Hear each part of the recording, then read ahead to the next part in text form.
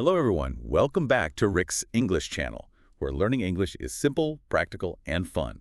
Glad to be here. Imagine this. You have studied for months or maybe even years. You know all the grammar rules. You have passed all the tests. Right, you put in the work. Exactly. But then the second a native speaker asks you a simple question at a coffee shop, your brain just entirely shuts down. You completely freeze. Oh, yeah, it just goes totally blank. Yes. All those words you studied suddenly vanish. Why does our brain betray us like this? And, more importantly, how do we fix it? It really feels like a betrayal, doesn't it? But, well, your brain is actually just doing what it was trained to do. Traditional studying treats language like a math problem. Like math? Yeah, you sit down, you analyze the rules, and you try to solve for the exact correct answer. But speaking in a coffee shop isn't a math problem. It is a physical, real-time activity. It's much more like playing a sport. Oh, I see. So when you freeze, it is because your brain is trying to do math while, someone is basically throwing a ball right at your face. Wow, that paints a really clear picture. We're trying to calculate grammar instead of just, catching the ball. Exactly. And that is the mission of today's deep dive. We are looking at a system designed to stop the calculation and start the communication. We are going to break down a simple 45-minute daily routine to improve your listening, your speaking, and your vocabulary. It is a great system. And you will discover how to practice all of this without studying for hours on end, leaving you with a clear, actionable plan that you can start today. But before we can build that faster daily system, we need to completely change our definition of what learning quickly actually means. We have to stop wasting time on the wrong things. Let me jump in on that, because the internet is full of hype. Videos promising you will become fluent in 7 days. So this system doesn't mean becoming fluent in 7 days like those clickbait videos claim, right? No, not at all. 7-day fluency is just a marketing trick. When we say quickly, we just mean improving faster than before by using your study time efficiently. Cutting out the bad habits. Right. Think about it. 2 years of studying grammar books but only speaking once a month? That is much slower than 45 minutes of daily active practice for 6 months. Yeah, that makes sense. It really comes down to how you spend the time. Which brings us to a huge point from the sources. We have to stop trying to learn every single word in the dictionary. Oh, absolutely. The source uses this amazing analogy. It says that learning the names of 20 different sea animals is completely useless unless you actually work in an aquarium. The aquarium analogy is so perfect because it highlights this idea of relevance. Your brain is highly efficient. It actively deletes information that it thinks you do not need for your survival or your daily life. So if I memorize 20 fish, but I work in an office, your brain will just dump that information by the next morning. It's gone. You really have to focus on phrases that match your real everyday life, things you use at work or in your daily routine. And notice we are saying phrases, not single words. I want to talk about the make a decision example from the text. Yeah, that's a perfect example. Because if you just learn the word decision alone, it leaves you stuck. When you want to speak, your brain has to find the word decision, and then it has to search for the right verb. Right, like, do I do a decision? Do I have a decision? Exactly, and that search process makes you hesitate. But if you learn the whole phrase, make a decision, you can just say, I need to make a decision immediately. You are treating the phrase as one single block of language. Your brain doesn't have to build the sentence from zero. You just pull that pre-built block off the shelf. Okay, so now that we know what phrases to focus on, how do we actually structure our time every day without feeling completely overwhelmed? That is where the 45-minute daily system comes in. And it is broken down into 3 simple 15-minute blocks. Just 15 minutes each. Yep. So the first 15 minutes is for listening, but you have to listen to material that you already understand 70 to 80% of. Wait, 70 to 80%. So I shouldn't watch a complex movie where I only understand 20%. No, because if you do that, you aren't actually learning. You are just drowning in noise. You need a foundation of words you already know so your brain can guess the meaning of the new words. That makes sense. The second 15 minutes is for speaking. Even just speaking to yourself, like saying, I am making breakfast. Right. And the final 15 minutes is for reviewing and creating.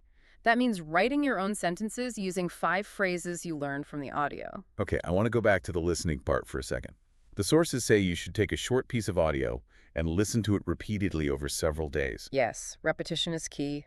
But many learners want to watch a new video every day. Isn't listening to the same audio 3 to 5 times really boring? It sounds boring, but it is actually how you learn. The first time you listen to a native speaker, your brain is really just trying to survive the speed. You are just trying to figure out the general topic. Exactly. You are not noticing the grammar, and you definitely aren't noticing the useful phrases. Repetition actually changes how your brain processes the audio. There is a 5-step process for this over several days. Right. The steps are understand the topic, notice the phrases, read the transcript, pause and repeat, and then listen without the transcripts. Yeah.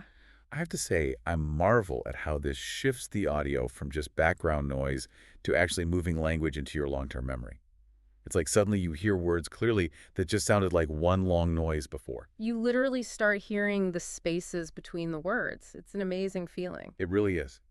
Now, let's talk about that middle 15 minutes of the daily system. The speaking part. Yeah. This is often the most terrifying part for learners.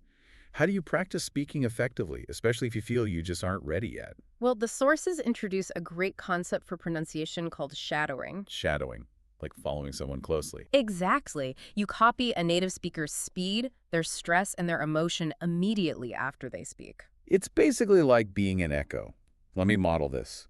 If the audio says, "What are you doing this weekend?" I immediately say, "What are you doing this weekend?" I don't think about it, I just copy it. You just mimic it because speaking is physical. Oh, this brings in the swimming analogy from the text. It says, "You cannot learn to swim only by reading a book about swimming. At some point, you have to enter the water." That is so true. Your mouth muscles have spent your whole life moving in the patterns of your native language. They're physically out of shape for English sounds. Shadowing trains those muscles. But even with shadowing, actually coming up with your own words is scary. Which is why the advice is to start speaking today, but start incredibly small. Don't wait for perfect grammar.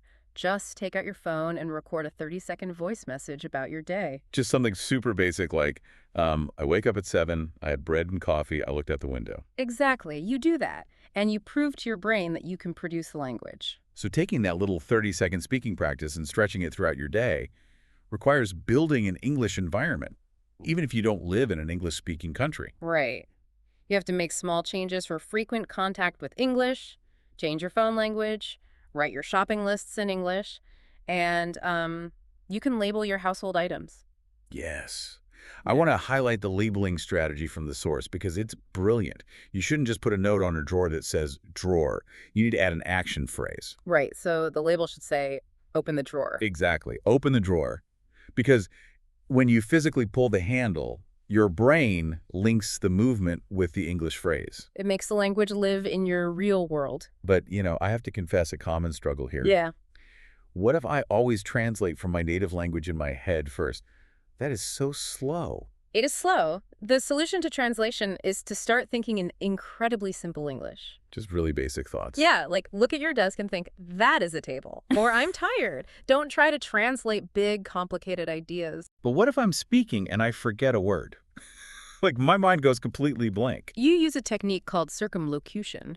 That's a big word. It just means talking around the word using simple words you already know. Oh, right, like the umbrella example from the text.